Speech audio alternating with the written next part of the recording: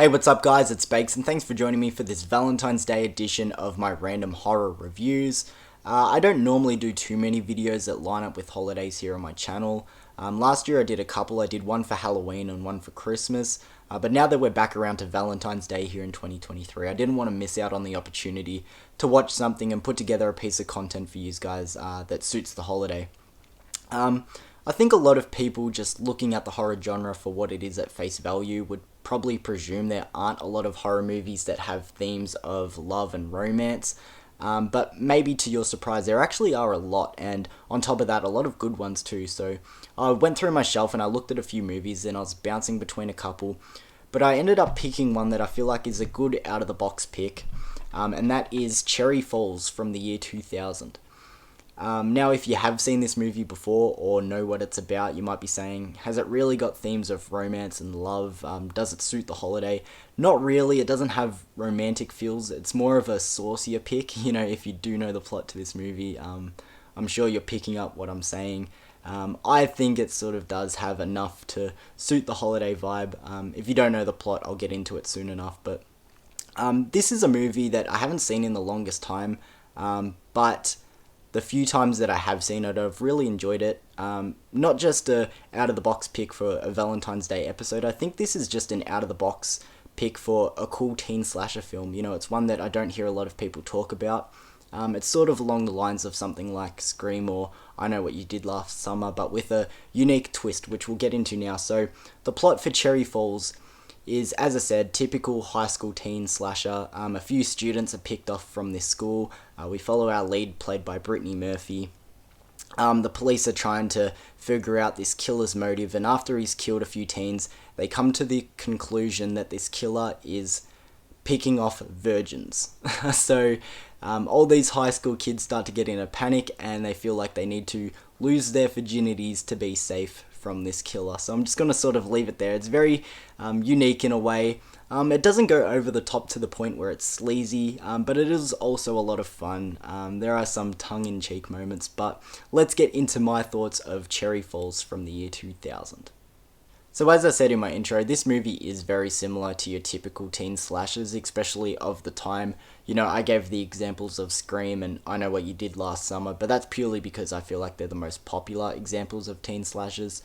But the point I'm making, there are a lot of films just like this one, you know, your high school teens getting picked off by this unknown killer, and you're starting to piece together who this killer is as the film goes.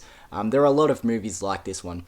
But where this one has its own edge and its own flavour is in the plot that I mentioned earlier, this whole sex and virgin angle. You know, it doesn't go over the top to the point where it's sleazy or, you know, it's pushing the boundaries too much. You know, there are parts that are tongue-in-cheek and there's parts where you chuckle, but it doesn't go too over the top with it, which is nice.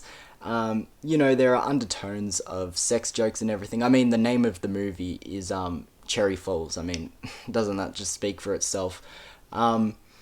Yeah, I feel like it doesn't go too over the top. It's actually funny because, you know, with your typical teen slasher movies or just slasher movies in general, you're supposed to not have sex because when you go off to have sex, that's when you're killed off. This one, all these teens are looking to lose their virginities because they're scared of getting killed by this killer and they don't know when it's going to happen because they don't know who the killer is. It just adds this own flavour and edge to this movie, which I really do enjoy. So something that's always stuck out to me in this movie, and particularly rewatching it this time, by all means, it's not a big negative or anything. If anything, it's a little bit nitpicky. It doesn't hurt the film in any major way at all. But as I said, rewatching it this time in particular, I just couldn't wrap my head around it. And it's sort of how they discover the killer's motive. So by this point in the movie, he's killed maybe 3 or 4 teens, something like that. And all the bodies are at the morgue and they're getting looked at and analysed to see if any of these teens have something in common. And they sort of bring up that all the teens are virgins. And then the police just run with it. They're like, virgins? Yep, virgin, virgin, virgin. That's the killer's motive. And then they go and tell the parents of the town. It's like, it's such a jump the gun moment. You're like, what? Like, do you know how much stuff teens have in common? And it's not like every teen in every high school is having sex, so I just feel like it's a real big jump the gun moment. Honestly, it's quite funny looking back, but when you're watching it, you're just like, what the like, I just feel like there's so much things in common that these teens could have, but they just vaguely bring up that they're all virgins, and the police run with it. It's kind of funny, as I said.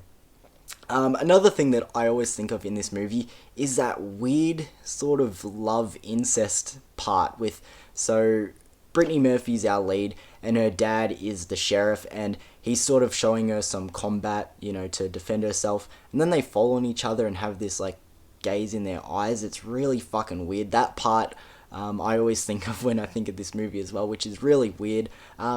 Speaking of Brittany Murphy, I really like her performance in this as well. It's nothing to fucking vote an Oscar for or anything, but I don't know, I feel like her character's really grounded, down to earth, and I really enjoyed her in this movie too.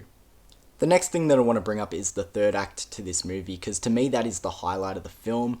Not to say that the first two acts are bad or anything, if anything they're still pretty solid. I just feel like the third act takes it to a whole nother level and just turns everything up to 11. If you've seen this movie, you're going to know exactly what I'm talking about. It just goes batshit insane, craziness through the roof. It's like such fun energy. It just turns everything up to a whole nother level. Tons of fun. I just really like the vibe of this final act. The reveal, or like the twist of what's going on and who's the killer, lots of fun. It's really bleak. It's like surprisingly bleak, the background story and everything, but the reveal's fun. Obviously less effective because this is a rewatch.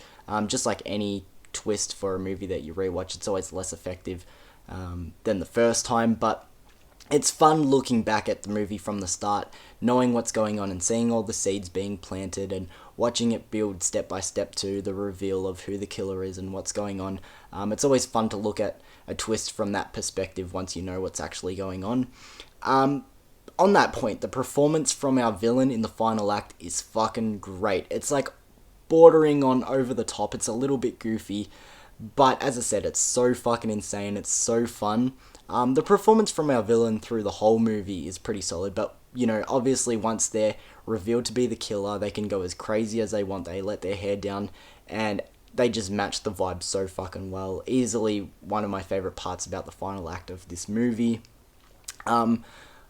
Obviously, I'm not going to give away who the killer is. I almost said a line from this movie, but that would give away who the killer was. I want to say it so badly. I might say it after I give this movie its rating out of 10, but as I said, everything going on in the third act is great. The villain's performance, the story, the reveal, even though, as I said, I know what's going on this time, it's still fun, and I'm sure when you watch it, if it's your first time, you guys might get a kick out of it. It is a lot of fun. As I said, this is a movie I'd definitely recommend if teen slashers are up your alley and, you want something that you haven't checked out before, because even though this movie is now 23 years old, I just feel like not a lot of people have seen it or checked it out, so I would definitely recommend Cherry Falls. I'm going to give Cherry Falls from 2000 a 7 out of 10, pretty solid, not top pinnacle of teen slashers or anything, but as I said, with its whole teen sex angle and virginities and everything going on, it gives it its own little personal unique edge that separates it from others. So and on top of that, it's fun and everything. So 7 out of 10, I think that is a good rating for Cherry Falls. I just want to say that line now, so if you don't want this movie spoiled for you, I'd leave this video now. But when the killer comes into that room in the house and all the kids are making love and they hold up the knife and go, "Class dismissed," oh my gosh, that fucking delivery is so fucking good. I always think of that line when I think of this movie. It just adds so much character and personality. I don't know what to say from there, honestly. So thank you guys for joining me for this Valentine's Day edition of my random horror reviews. As I said, I was really looking forward to filming this video. I wanted to do more content that lined up with holidays and celebrations through the year. I almost missed out on it because Valentine's Day sort of snuck up on me. This whole start of the year has gone by really super quick, so I'm happy that I did eventually get around to doing it. I sort of did have to rush through and get on top of this, and even this recording, I've been doing this for a while. It's just super fucking hot, and I kept getting tongue-tied because of how hot it is, honestly. I had to turn the aircon off because it was just too loud at the setting I had it on. So but hopefully you guys like this video, you've been liking my content. If you're not subscribed already, I would really appreciate you guys subscribing and liking my videos and leaving comments, all that stuff to support my channel. I really appreciate it, guys, and I'll see you for another video soon. Peace.